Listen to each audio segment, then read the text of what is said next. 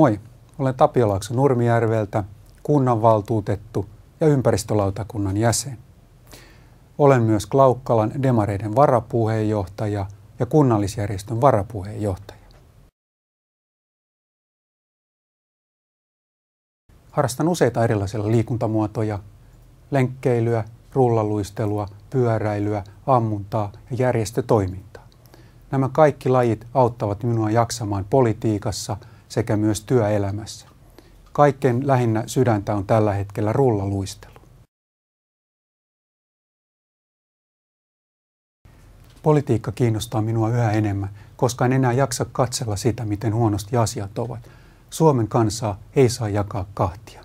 Haluan olla mukana vaikuttamassa siihen, että Suomi on menossa oikeaan suuntaan ja kaikki ovat yhdenvertaisia ja kaikkia kohdellaan oikeudenmukaisesti.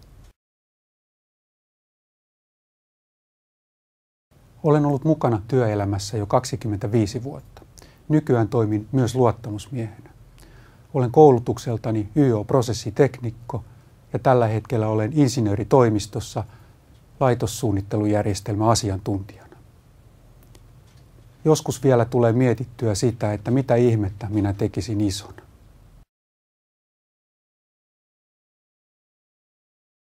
Olen aika perusteellinen kaveri. Jos aloitan jonkin asian, vien sen loppuun asti ja teen myös huolella. Ja jos jotain en osaa, sen opettelen, vaikka vähän päätä kivistäisikin.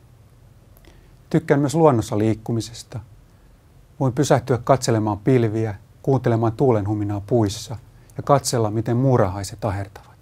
Joskus otan myös kameran mukaan, saatan laittaa lumikengät jalkaani ja lähteä metsään kuvaamaan luonnon ja metsän ihmeitä.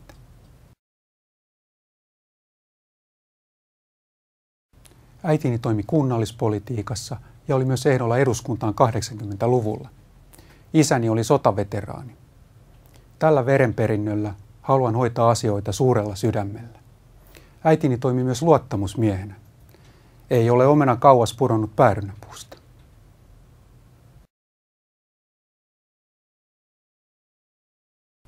Haluan Suomen oikeudenmukaisuutta ja yhdenvertaisuutta. Asioita, joita Suomessa pitäisi muuttaa, ovat nuorten työllistäminen, työttömien saaminen takaisin työelämään ja vähävaraisten eläkeläisten aseman parantaminen, ettei mummojen enää tarvitsisi puolittaa niitä tabletteja. Lapsiperheiden asemaan pitää saada parannuksia sillä tavalla, että lapsilla on oikeus molempiin vanhempiin. Vanhempainlomia ja niiden joustamista pitää parantaa ja myös yhteiskunnan pitää olla mukana tukemassa tätä toimea. Pääomatulojen veroprosenttia pitää nostaa 28–30%. Suomessa on tälläkin hetkellä sellaisia ihmisiä, joilla ei ole ollenkaan verotettavaa tuloa, ainoastaan pääomatuloja. Ja vaikka pääomatulot olisivat miljoonia euroja, niin se veroprosentti on edelleen se 28. Kotitalous- ja korkovähennyksiin ei saa tehdä mitään muutoksia. Pienyrittäjille pitää antaa mahdollisuus Suomessa. Arvonlisäveroa ei saa enää korottaa. Jo nyt ollaan kriittisellä rajalla. Tai oikeastaan menty jo siitä yli. Pienyrittäjien tilanne tällä hetkellä Suomessa on todella ahdistava.